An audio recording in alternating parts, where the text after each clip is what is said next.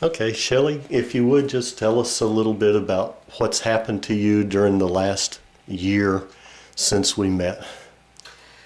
During the last year, or going back to the beginning, how it all started? Yeah, let's go back to how it all started.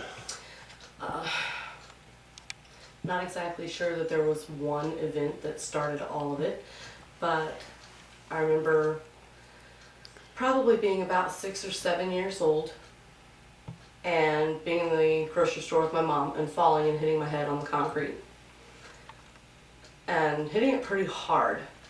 That was probably a really one of the things that caused all the trouble I had. Another thing was I was in 2 car accidents. One was pretty minor, another one was pretty bad. I didn't have any serious injuries, but it was a pretty hard impact on my side of the car. I've had braces. I've had a dentist tell me that it could have been caused at birth even. Yeah. Some of the trouble could have been caused at birth. So you were suffering with TMJ? Yeah. Okay.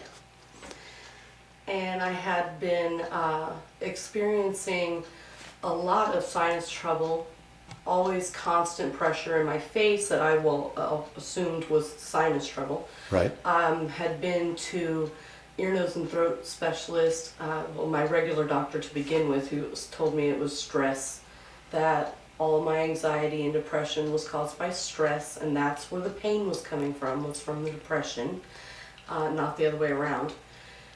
And put me on medication, several different medications over the last couple of years. I hated those.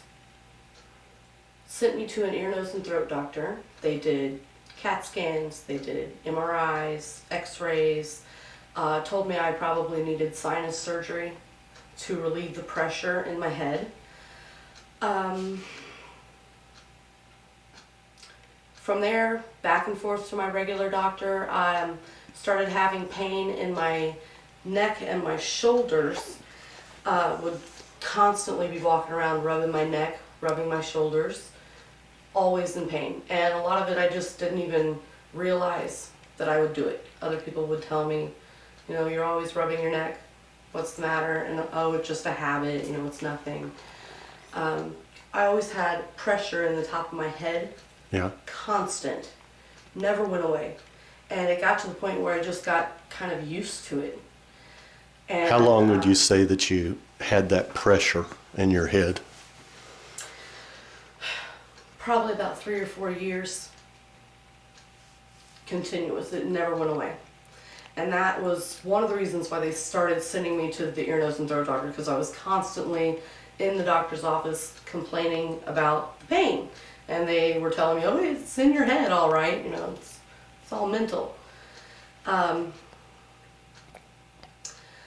After that, when I didn't agree that I needed sinus surgery and decided not to go back to that doctor, started doing some research online. I found a TMJ dentist in San Antonio. That's all he does. Complete holistic approach to TMJ. No surgery, no medication, nothing. Started seeing him, and he gave me some books and things to read, and that's what kind of introduced me to the cranial work. So he kind of recommended that I find, you know, someone who did some type of cranial work. So that's when I started looking online for that. Right. And that is how I found him. So And then that was about a year ago, right? That was a little more than a year ago, because at the time I was skeptical. Yes. I had pretty much read the entire website and was like, no. That's not going to work, you know. There's no way. You know, I had taken anatomy in college, and Right. you know, I knew a little bit about bones, and Right. you know, the bones of the skull are fused; they don't move. That's what I was taught. You know, that's what you're told by the whole medical world. So I was really skeptical. Finally, I just got to the point where I couldn't take it anymore. Something had to change. I was very depressed, lots of anxiety, could not handle anything. daily decisions in life, what to make for dinner, would be enough to undo me. I could not make any kind of decision, even little ones like that. Things that didn't really matter, they stressed me out. So when something major happened, I would be a complete mess. There was no way I could handle it. I did really well just to handle a part-time job because I had a boss that was very flexible and would work with me and knew when I was having a bad day. Finally just couldn't take it anymore. What caused you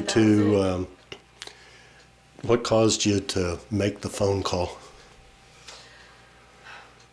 Complete loss of hope. I had just lost hope in everything, and it was like, this is it, this is the last resort. I've done everything else other than surgery for the TMJ, and after researching the surgery, they don't really work. I didn't think that was going to help. I did not want that to be an option, and this was just kind of the last straw. And you were telling me what the dentist said about your jaw, one side being shorter? Yeah, from so many years of clenching and grinding and everything being out of place, I have worn away over 1/2 inch of bone in this joint on the right side. So everything was so twisted. And now that things are coming back into place, and he said looking at my x-rays, he could actually see where my temporal bones were turned out, and that's what has caused my face to widen so much. I mean, looking back at pictures of me over the years, it's changed dramatically. And he said now, feeling with his hand, he can feel more of a gap on the right side than I used to have. And he's pretty confident that that is going to probably rebuild, that bone will rebuild and fill back in. So he's saying probably in another year he wants to do another series of x-rays and see if he can really see some physical changes. Great. So if you would share with us what happened when you first came up. I cried a lot. Because I know we did an exam, and on the exam most people need about 6 to 8 series of treatments. That's about 24 to 32 individual treatments. And on the first day we did the exam, and I told you that you needed almost double the average 47. treatment. 47 individual treatments. And then I think we ended up with a total of 48 because one more popped up in there. Yeah, we ended up doing 48. So not the typical case. And what did it feel like in that first week? Physically, it was nearly undescribable. Pretty intense. It was a little more than I expected for me personally. It took a while to recover. I can remember just laying on the table and being like, oh my gosh, what happened? What just happened to me? And then toward the end it becomes a lot easier. I know you told me that in the beginning you felt very sore. Like after we did 4 treatments in 4 days, and then we would wait a month, and you would come back and we would do 4 more treatments, and we did that now for 12 months.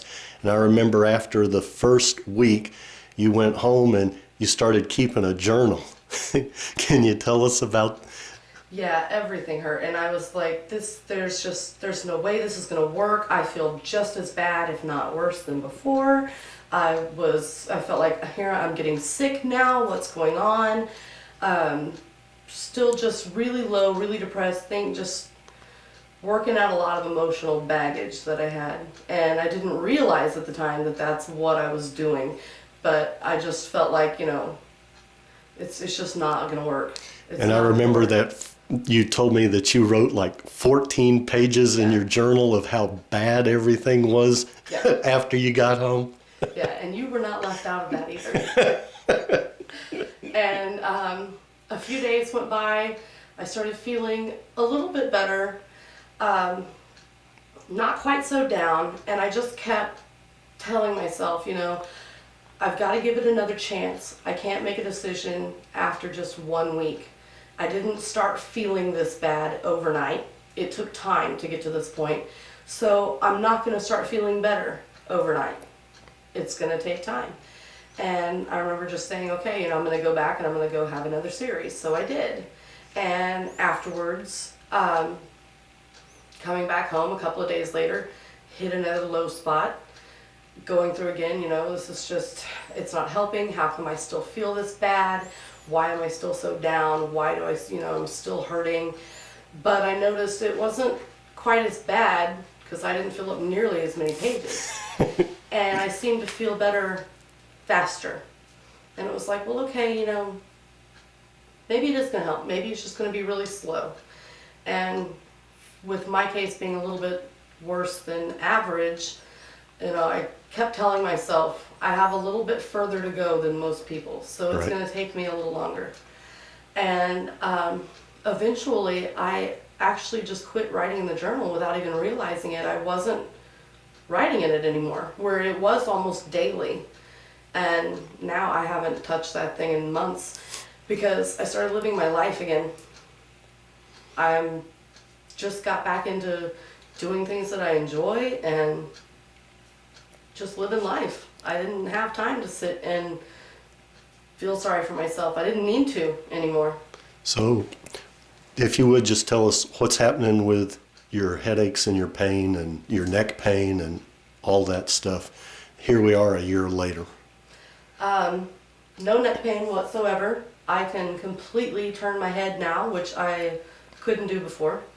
I don't ever find myself rubbing my neck or my shoulders anymore. I'm never really sore, never stiff, no pressure in my head. That's all gone. It's a lot easier to make decisions now. Even big catastrophic events in my life, I'm able to handle. I still get stressed out. I still have days where I'm down, normal type of days. Where, something bad happens, okay, well, I'm down about it. But I'm able to turn it off now and move on and work on something else, and I can put that, to the back burner. It's not like it consumes me anymore when I Right. have a stressful day. So And you're starting a new job on I am. Monday, full time. For the first time in 11 years, I'm Yay. going to have a full-time job, so a little nervous about that. But even, and before, that would have been completely impossible. Just thinking about having to go to work full-time would have been completely impossible. I would have been completely stressed out just thinking about it. Making the decision to go and find a job and work full-time again, I would have never been able to do that.